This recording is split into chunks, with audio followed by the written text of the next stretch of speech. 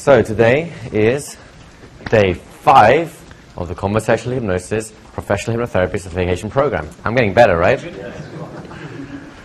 are you guys doing? Good. Having a good time? We had one question that I asked you that we wanted to re-raise, and then I have another question. First off, was the question on how we saw yesterday the PCAT formula, and we get that now, and we know how to use the MBLs within PCAT really nicely.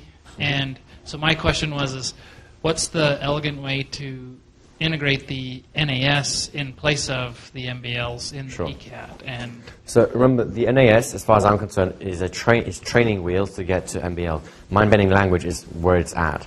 And the non-awareness set, actually, I think is a great tool too. So, go figure. So, essentially, remember what we talked about here. These three things are essentially doing exactly the same maneuver, which is you're shifting attention, you are putting on pressure, excuse me, and you are weaving in implications of meaning to get the result you're looking for. One is on a symbol until it pops, the other one is on a physical experience or a sensation until that evolves into a hypnotic thing.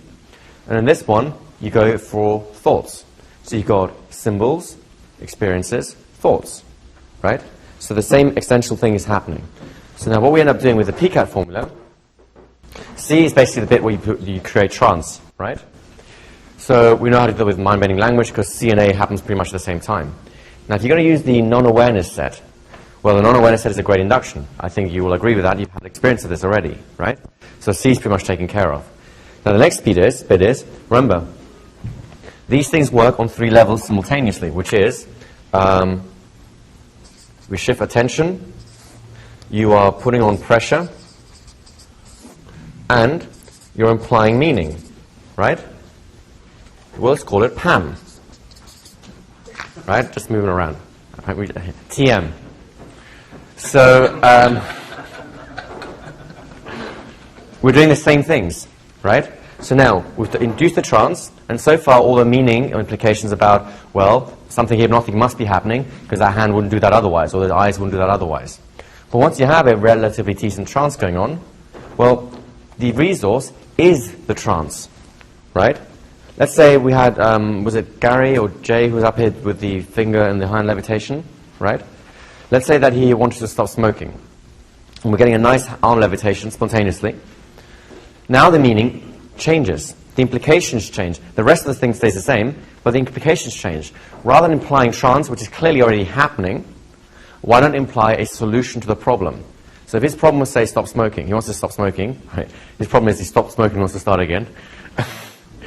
So if his problem was that he's actually smoking and wanted to stop, you might start weaving implications like, I wonder what that means.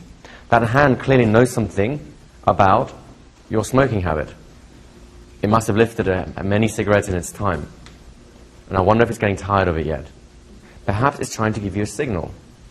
Let's face it, do you always have your hand coming out like this? No.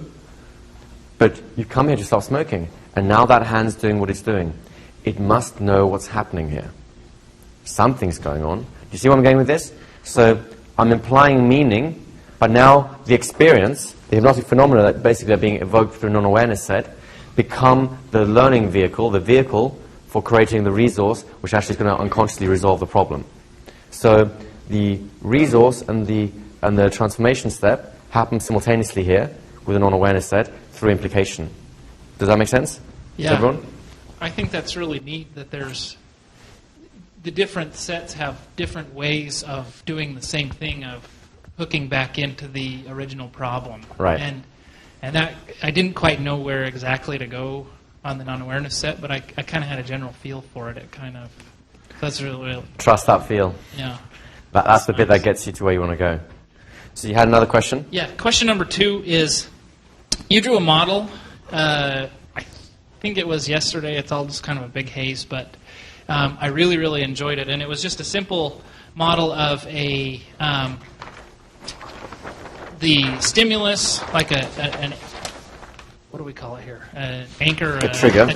A trigger, and then the response to that trigger, a negative response, and then after the negative response, at some point the response fades and you go back to neutral, right?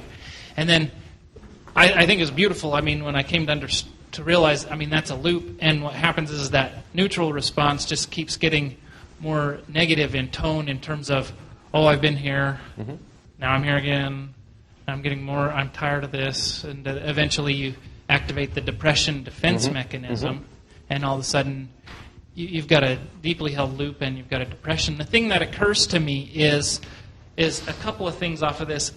You could have, for somebody that comes to you saying, I'm depressed, you could have multiple loops going on, ending in the same depression, right? Sure. So my question then is they come to you with the symptom, which is depression, but you know that there's an underlying cause for the depression.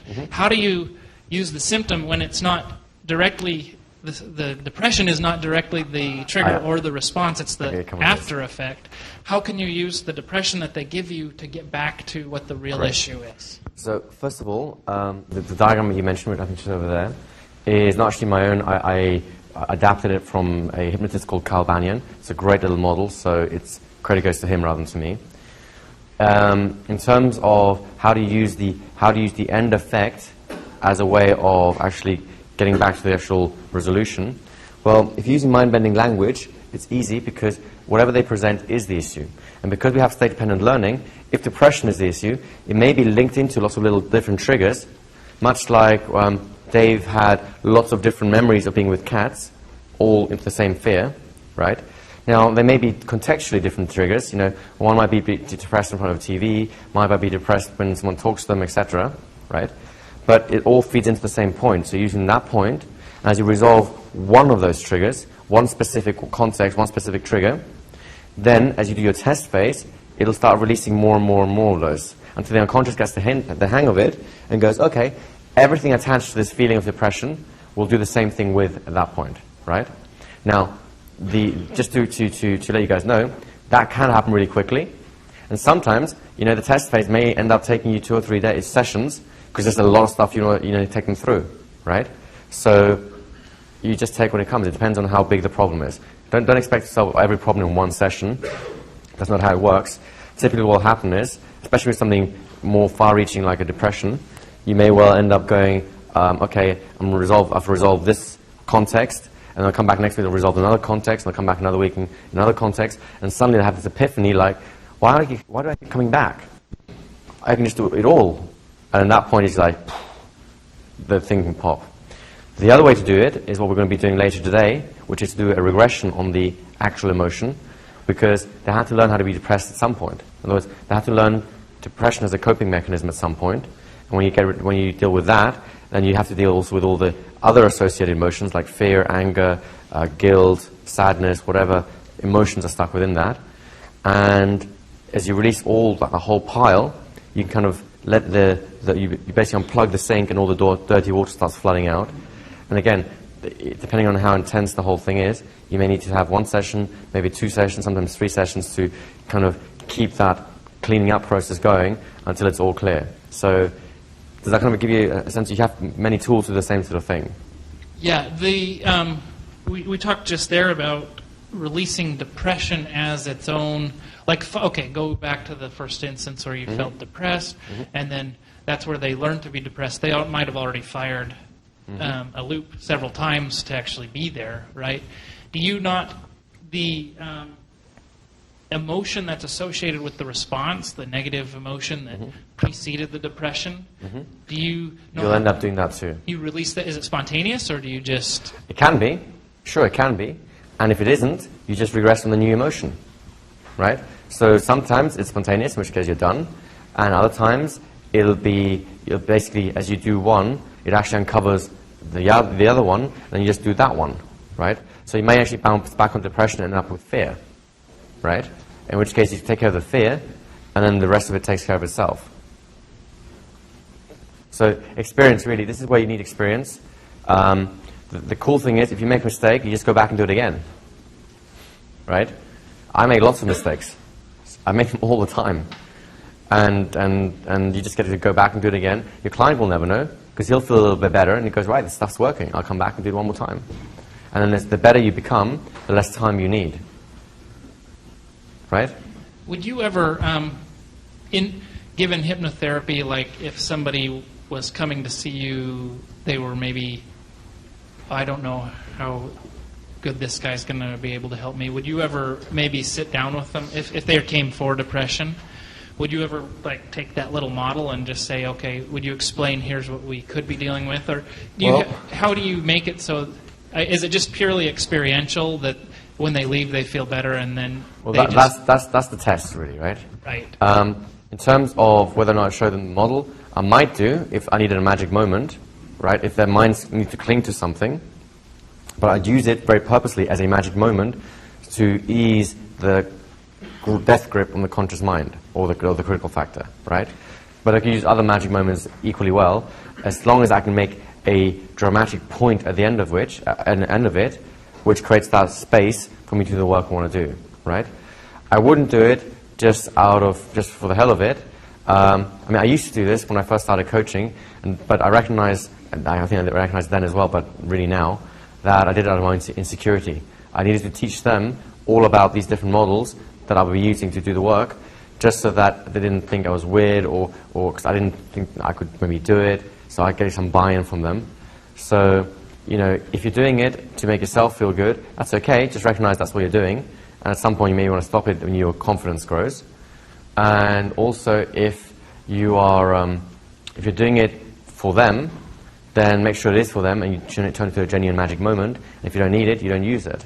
So it's up to you. You can use them by all means, even if it's good for you. Just recognize that's what you have to do to get into H+. That's fine. That's great. As we go on, I can kind of visualize actually doing this with somebody, and I'm getting a feel for it. So this is a real... Anyone else getting that sort of thing where you get a sense like, maybe I can do this, right? As I promised before, from today onwards, clarity starts ramping up in degrees. You'll get more and more clear about what you're doing. So this is great. Over here? Since it's the silence between the notes that makes the music, how do you, it was like Erica took me yesterday, and I didn't even hear her, but I was in the state that I needed to be in, and if she would have been talking more, I think it would have disrupted my pattern. Yep. Do you pay attention to the breathing rate, to the pulse rate, or how do you know? And then another gentleman, Paul, I think it was, took me to a place to where he elicited, by continuing to talk to me, almost the same state in the other way. So, it's kind of like a deal to where, how would you gauge how deep and how, you can take somebody and leave them alone without distracting them? Because I was able to completely, or she was able to, I don't know which one it was. One of us was able to stop the interaction, but keep me into that zone. So I'm kind of like, a lot of times we like to talk too much. Yeah, I agree. And you can't, that allows that person not to go as deeply as they could. So absolutely. Where do you come up with being able to gauge something like that? It's a very complex formula. And hopefully I won't blow your minds too much when I do this, but I'll show you anyway and see where it goes, okay?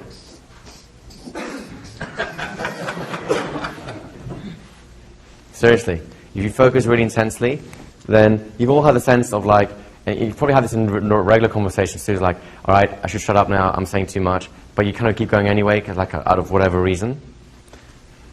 If you have this with intensity, then my belief is that for almost everyone, unless you have issues you need to overcome yourself, whatever, your intuition, your unconscious is in tune with those signals that it goes, okay, now you know it's time to relax and let go, or vice versa. Now, is it because if you have enough of this, then silence is just as good as talking? I don't know. The fact is I know that when I do this, then I do it the right way, and when I don't do this, then I don't. Now, you can listen to the breathing and slow down with the breathing. It's a great technique. You can watch the pulse on the side of the neck, and that's great. I'm not quite sure what you do with it, but you can see it, and it's like, oh, I see it. You can watch reactions and all that sort of stuff. The way I look at it is this is my all-encompassing reality, And then I recognize that people need time to process. Think of it this way.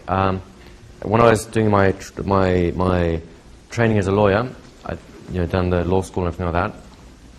Part of the training is advocacy, so you've got to get up in front of a judge and present your case. And we went. It was like a whole class that the intake class for the law firm, all was sent to this place, and we did our advocacy training. So we had a moot court, which is basically a spoof court, where the guy was sitting on the top, and we had to do our presentation. And I was like nervous and shuffling paper and stuff like that. So now, luckily, I'd just started learning about hypnosis at the time. So I come up, I'm just nervous and messing up just as much as everyone else. But the one thing I realized is people need time to process. So I'm making my application, and I'm seeing him writing, so I stop. So I say, well, this is my client so-and-so. Right. His pen stops. I look up, I say, and we're coming here for motion of, I can't remember what it was. Pen's writing. I stop. You can see him kind of like pause, and you go, and now we're doing this. And he's writing. And he looks up and asks a question. I answer it. He looks down, starts writing. I shut up. Right? And that goes on for maybe 5-10 minutes. At the end, he says, thank you very much. You sit down. Now, at the end of the class, there's people there who were way more charismatic than me and did great. But the feedback I got, and I was the only one who got this, so good for me, was pacing. He said that was a perfect pace, because judges are human beings too, and they can only absorb information a certain amount of time. And that's where I learned the value of just pausing to let someone else either reflect on something and let it affect them. Now, you guys have had a lot of experiences in trance already, right? And you know what it feels like when something just really profound just happened, and you just want to be with that. Because it's like you're not ready to go beyond that yet, right?